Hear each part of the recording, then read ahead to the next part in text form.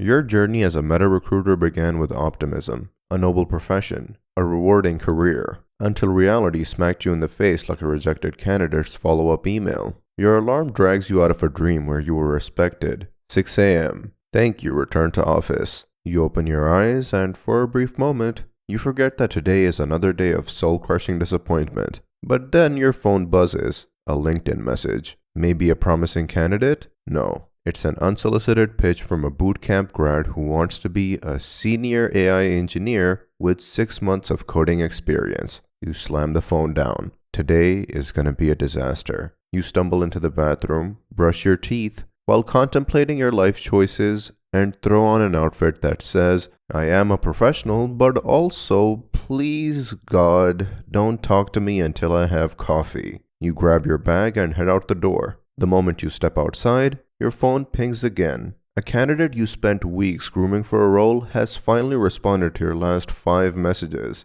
Hey, just wanted to let you know I accepted another offer. Best of luck. Your Apple Watch tells you your heart rate is rising. By the time you arrive at the Meta office, you're running on fumes and pure spite. The lobby is sleek, modern, filled with people who still believe in their dreams. You step into the elevator, and your mood lifts slightly because she steps in. The cute new UX design hire, Lisa, a girl so cute, it makes you look forward to going to work. The one who smiled at you once. Maybe today's the day you finally say something witty, something charming. And then he steps in. Matt, the 27-year-old product manager with perfect hair and an Ivy League degree. She lights up, laughing at something he says before the doors even close. Your soul leaves your body. The ride to your floor is eternal. By the time you step out, your self-esteem is at critical levels, and it is only 8 a.m. You get to your desk and open your inbox.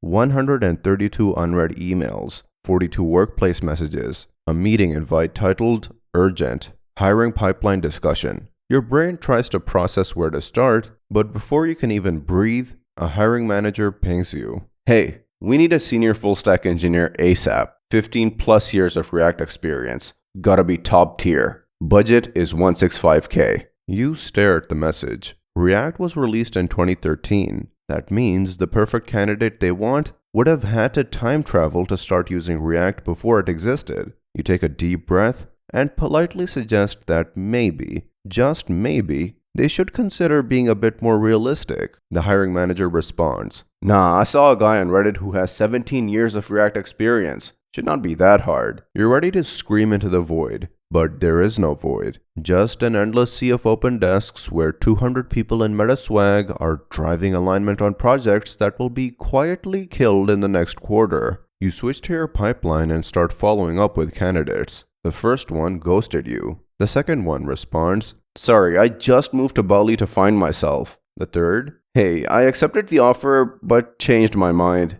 I'm going to become a DJ instead. You grip your desk so hard your knuckles turn white. You have been working on this hire for 6 weeks. You finally convinced them to take the job. They signed the offer. You even ordered MetaSwag for them. And now they are gone. No explanation, just vaporized. Lunch approaches, your stomach growls, but you do not have time to eat because your hiring manager just threw a last-minute interview on your calendar. Can you hop on a quick call? Just a 30-minute chat with a candidate. You already know where this is going. You jump on the call. The candidate has a flawless resume, worked at Google, contributed to open source projects, probably invented the internet. The hiring manager starts the interview with a simple question. Can you reverse a linked list? Can't you just do that with cursor? Silence. A bird flies into the window in the background. You stare at it, hoping that would have been you. The hiring manager scribbles something in their notes. You already know.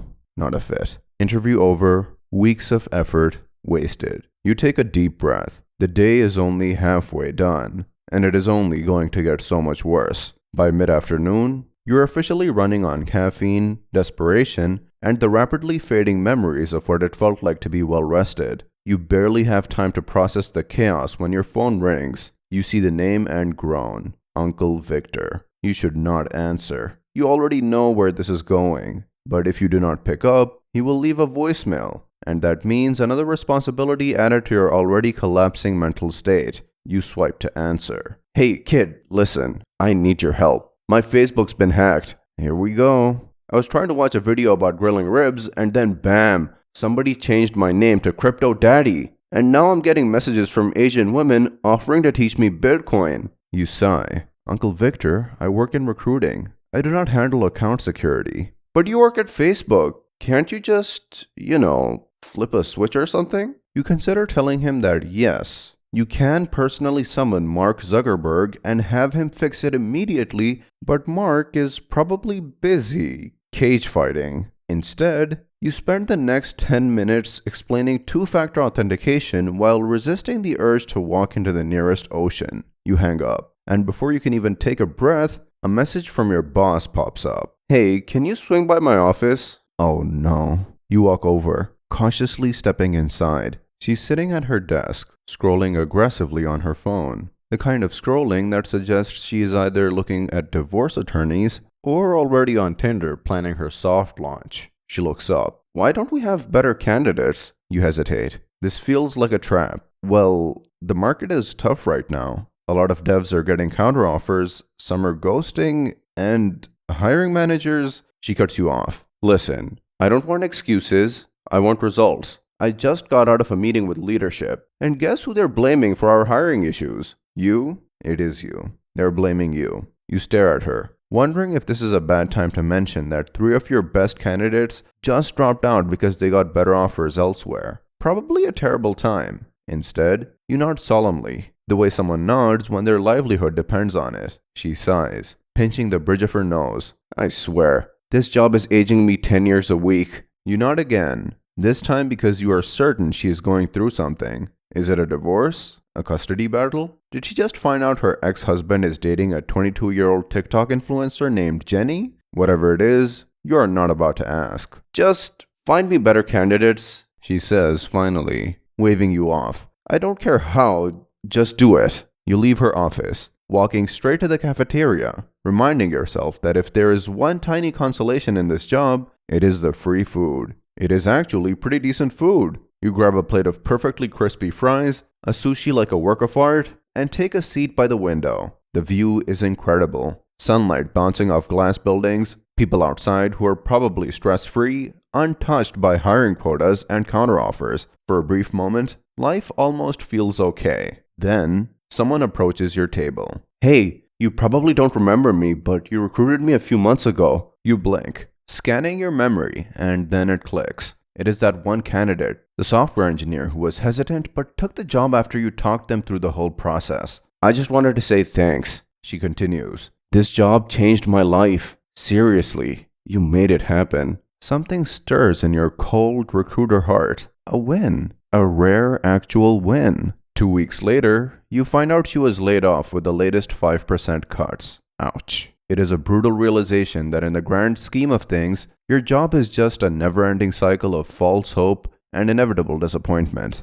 You drag yourself home, collapse into bed, and close your eyes. Tomorrow, it all happens again.